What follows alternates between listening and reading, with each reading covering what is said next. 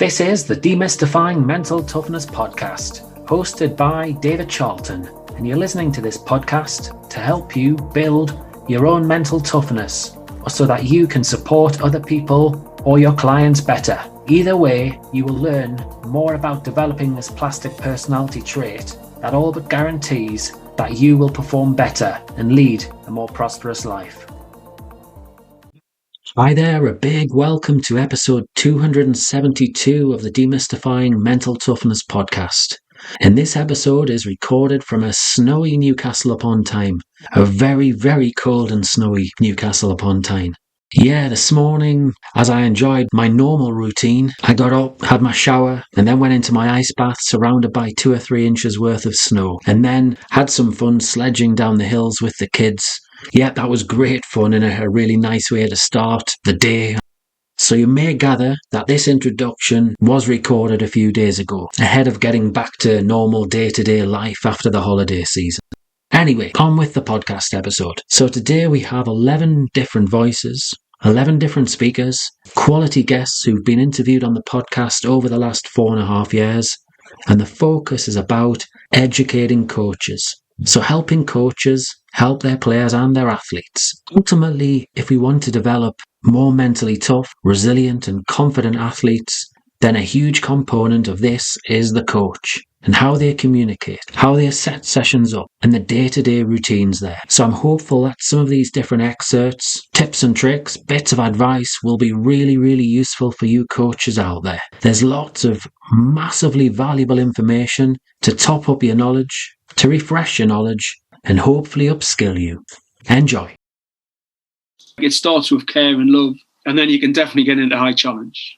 Some of the players I've dealt with in the past, we would have really high challenge. They'd be trying some amazing stuff and doing amazing stuff and sort of getting better pretty quickly around the challenge stuff, but it was based on high support and high care at the appropriate times. Always find a way to search for the source of an issue. Don't just go for your gut reaction of it was a tactical thing or it was a technical thing, therefore my investment needs to be there. Find a way to identify where is the source of the issue. When you know that, put the interventions in there. Always with the focus of making yourself redundant. Always a focus of don't tell someone the answer if you want them to work it out for themselves. You have to earn the right to be honest with athletes. And I think the analogy I use is you've got to build a bridge of trust to drive over a truck of honesty. And if you don't care for your players in this generation, you will have no impact in what they're doing. So, my model of it, a very simple model is create connection in order to earn trust so I can have impact. There's no impact without connection. That's like, who are you? Where's your family from? And I've been around coaches. I remember one cricket coach I worked with, they would retweet everything about how much he cared and da-da-da. And I said, how much do you know about the life of your players? None. It was an idea, but it wasn't a reality. I think a lot of that was down to the manager, the head coach. They were very astute at leading, but also engaging the members of that team in feeling part of that process and feeling valued and actively contributing to the nature of the practice that they were engaged in. And they showed this through at times being the person to resolve a debate that wasn't moving quickly enough towards alignment during the planning stage, where they would say, okay, I need to make a decision about this because we need to be on the same page by the time we get to the session at 3:00 this afternoon. And so they would take that pressure away from the others who were struggling perhaps to agree. And at times they would do this by almost stepping away from that position of authority. So to give an example, they had an attack coach, somebody whose job it was to decide and to coach predominantly how the team was going to attack. And whilst they sometimes held different views about this from the attack coach, as a head coach, they recognized that that was the person's job. And so even though they would challenge and probe and they might offer alternative points of view, they would often say, look, this is your role, so I want you to lead on this. But let's be really clear about what it is you're wanting us to do, what that'll look like, how each of us can play a role in contributing to that, and even to the extent of rehearsing scripts that they would use to inform how they spoke to people about those underpinning rationales, as we've already talked about, so that they felt that they could do justice to this person's alternative idea in order to sustain the loyalty and the discipline that was necessary to their collective practice when they were out there in front of these scrutinizing audiences. Never stop learning would be the key one. I am obsessed with learning. There is so much to learn in this world. Don't think you ever know it all, because you're not going to. And I think the minute you do think you know it all, you're doomed, really. So a key takeaway would be never stop learning. Learn as much as possible on the pitch, off the pitch, through films, through sessions, through people's conversations. I try and learn something from anything, really.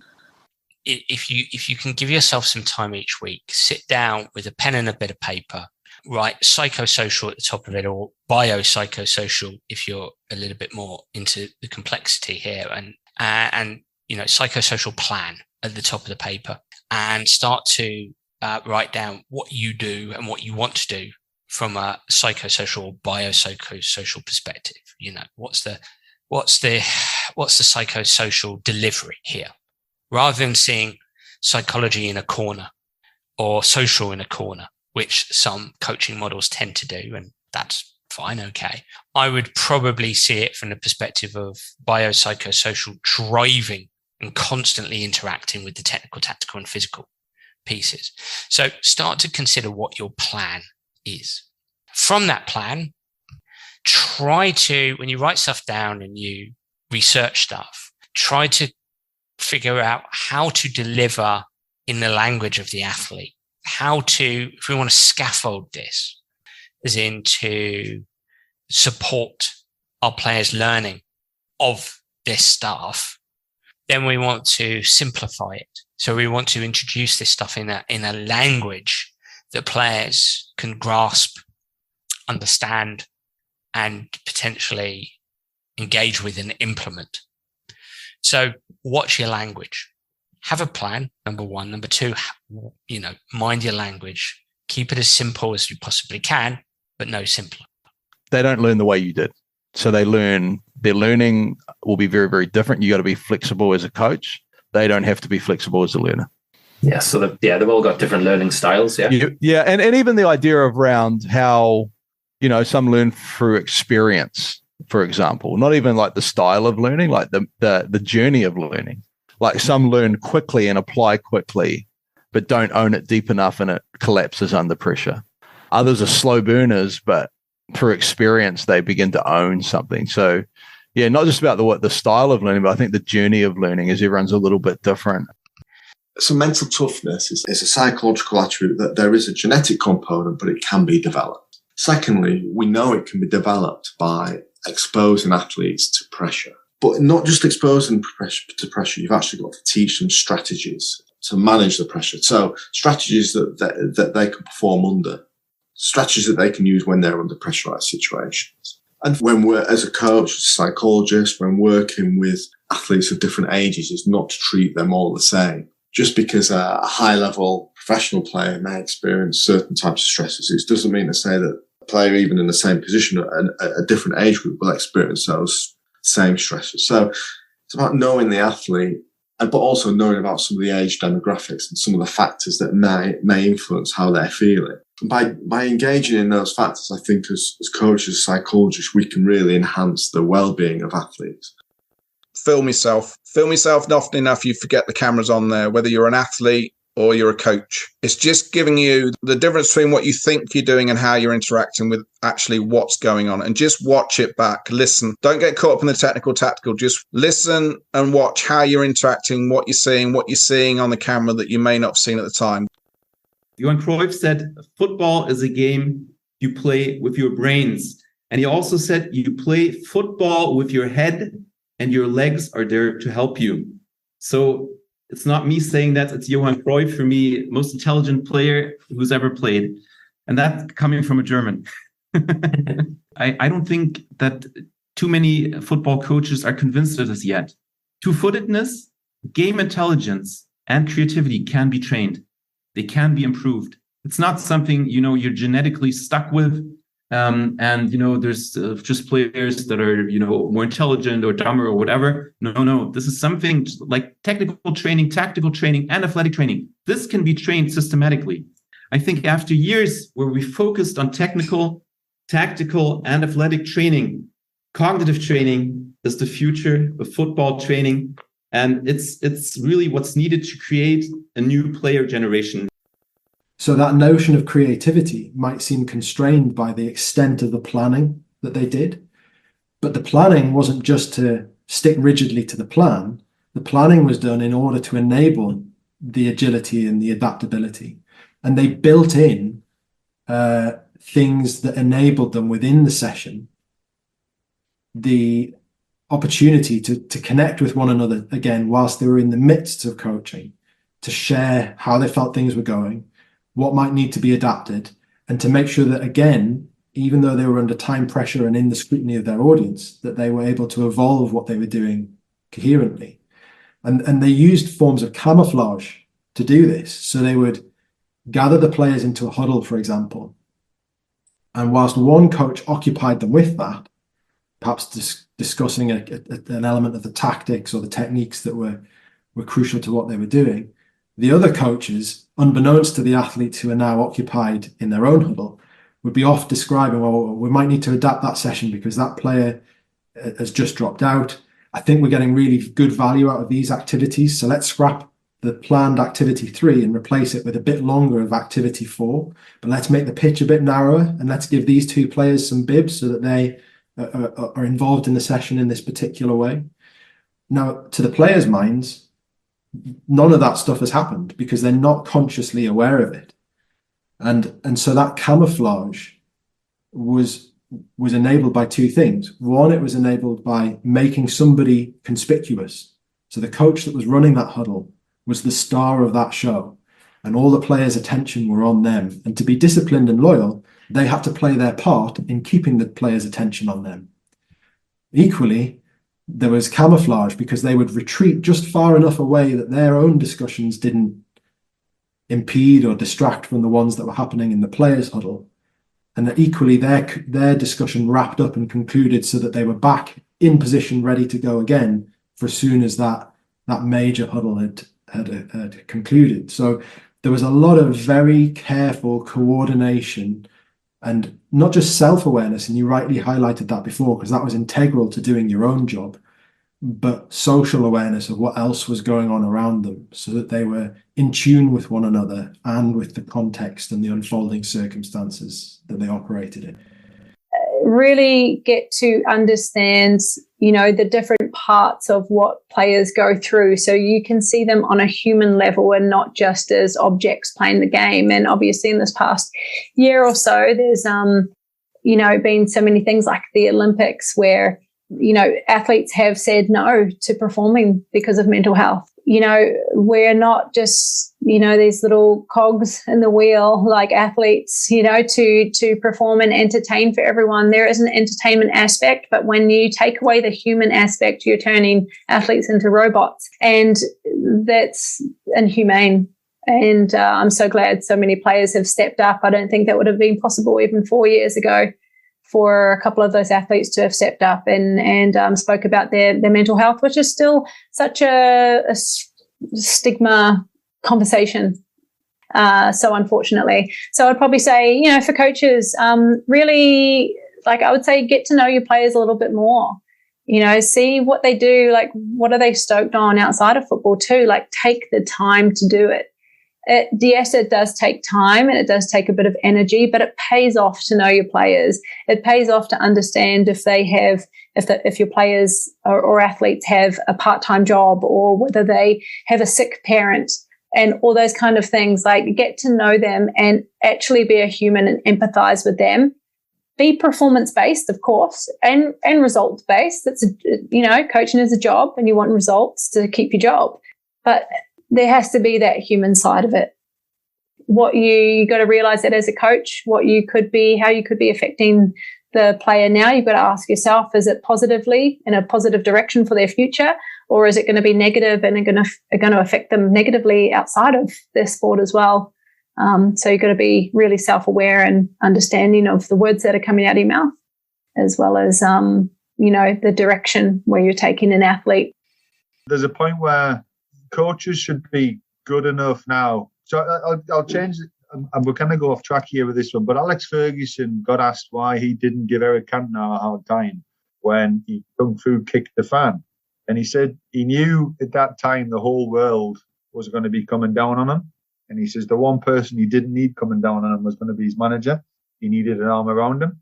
And I think, you look at the way he managed, it's a bit of an extreme example, I suppose, but the purpose of the way he manages that situation, the way the managers of anybody should manage individuals, it should be very specific. One need for one person is going to be very different to another. And whether that person's struggling mentally, physically, if it's a physical ailment you have, there's no problems talking about it. But because it's a mental thought process problem, I don't see why it should be of an issue here. It's a big change in mindset from the football or a sporting environment that needs to change, rather than kind of kiboshing it, because the reality is it's massive. It's interesting you picked that, because I think back, because we got to know each other at England Golf, and I think back to the first year I was involved in a coach who I had and have a great relationship and an enormous amount of admiration for, and he's a world class coach. He really a world leading coach in my opinion. And one of the first comments he said to me was, it was actually probably the only time in the 3 years I actually worked with England Golf I actually respectfully disagreed with him. He said, "Oh, Dan, because I was kind of out trying to, it was one of our first conversations, and I was trying to grasp, where he wanted me to come from and what he might want me to do." And he said, players are just fed up with hearing stick to the process. And, maybe we've got to mix that message up. And the thing is I think we as sports psychologists continue to say it, not only because, there's nothing true as such in sports psychology, and possibly nothing particularly true in life, or very little, but it's probably the most effective and efficient way to view the best approach towards performance. And I just think that what I'm trying to say here is I just think players are really, by and large, poor at focusing on the process, especially under pressure, because everything about pressure takes you away from the process. But we can say this till we're blue in the face, and players still need to constantly remind themselves of this. There's a reason why in the back nine on a Sunday of a major 4 times a year, players in contention are constantly talking to themselves to keep with the process. Not least Phil Mickelson this year, who won the USPGA, and on the 7th tee, his brother who was caddying berated him a little bit, sort of saying, "Hey man, if we're going to get a W here, if we're going to win this, we're going to get out of here with a win, you got to start swinging with commitment. You've got to start committing to your swing, committing to your shots. That's a process, right?" And that was Phil going, yeah, bingo, right. And then he started to straighten up and then started to knock it past Brooks, right? That's how powerful that message can be. And I think that coaches are getting a bit scared of, or even don't know enough about, but a bit scared of process. And they're still, certainly in the industry, in the football industry, the soccer industry, they're still all too oriented towards outcome and performance. I rarely walk into an environment, a coaching environment in football, where there's a predominant message around task and process and mastery over ego, outcome, and performance factors out of a player's control. We're still not there yet. So I think you're spot on. I think it's a message we need to continue to bore people with. It would be, don't get constrained by frameworks, and educate and do courses, but don't copy and paste things into your environment. Like, I think in essence, sometimes we think that coaching is a pathway of steps. Coaching course, first job, win, second job, pro job, head coach, Mourinho.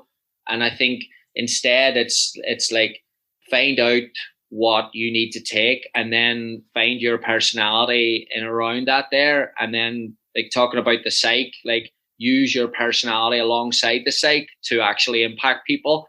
And the advice that I always then give young coaches is start where you are and make the environment better. Like, build a reputation as someone who's dependable, who says what they're going to do and can actually coach I think it would be to coach the position as a whole. So not just focus on the techniques, focus on everything. So focus on the psych side, the biomechanics, the movement side, the tactical side, really bring everything together. So then when you're working with your goalies, they get a really good experience of everything the position holds. And as they get older, they're going to be in a real good place to kind of develop all aspects of their game.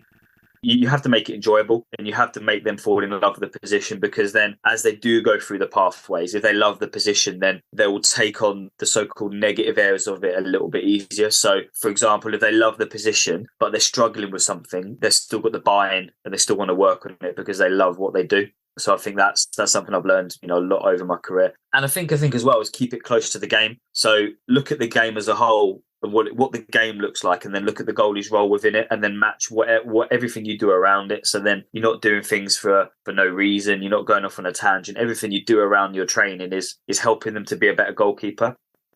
Understand what the fundamental behaviors are that are important to you as a coach and as a team that's going to allow you to be successful. Call them the every times if you like. Know what they look like, put tangibles on them, get everyone to see the value of that, and then honor them by always scanning for them first. Players will choose their experience in the environment over loyalty to a club or a jersey. And that's changed. And you got to realize that. So meaning, like, I grew up in Celtic Rugby Club. I probably had some of the worst coaches in history, like you would have growing up. I had no option of leaving Celtic Rugby Club. You're there till you die, regardless of. But players will go, if I am not I'm not enjoying it here. If the environment's rubbish, if it's a bit toxic, you can't hold out this thing called loyalty to a jersey and expect me to stay. I'm out. So like that trump card of jersey loyalty has now been replaced by experience in the environment. And a coach has got to recognize that.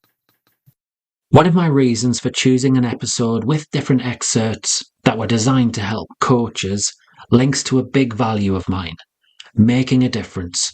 It's something that I've recognized over the last few years or so, that as a sports psychologist, that making a difference is the big thing that really excites me and gets me going in a morning. And it's why I do my job. And working directly with athletes, well, yeah, we can make a difference. It is enjoyable. However, to reach a larger audience, there's an argument to say working with coaches is a better approach. And supporting coaches as a sports psychologist, while it is a big area, it can also be a challenging area. Not every coach buys into sports psychology. They don't fully understand how sports psychology works and how we work as a sports psychologist. Not every coach wants to spend time working on themselves. They've got a fixed mindset. But for those coaches who are open-minded, who are looking for an edge, who are looking to keep adapting and improving, sports psychology and some of the different resources that we can offer can be of huge benefit to coaches. So yeah, going back, that is my big motivation around this episode. It is to help coaches and make a difference to the athletes. I sincerely hope that you've enjoyed this episode, that the different excerpts, the different speakers have provided some great value for you, and there's some nice timely reminders there. Until next week, I hope you have a great time on the pitch, the court, or the course. If you enjoyed this episode of the Demystifying Mental Toughness Podcast with David Charlton, do check out my website, sport-excellence.co.uk, and my online sports psychology resources. The Sport-Excellence website has essential resources for anyone looking to build their own mental toughness or the mental toughness of their athletes or teams, or if you want to achieve peak performance more often or optimal functioning. The Sport Excellence website has everything you need to keep moving forward and thrive. So go on, head over to sport-excellence.co.uk to find out more.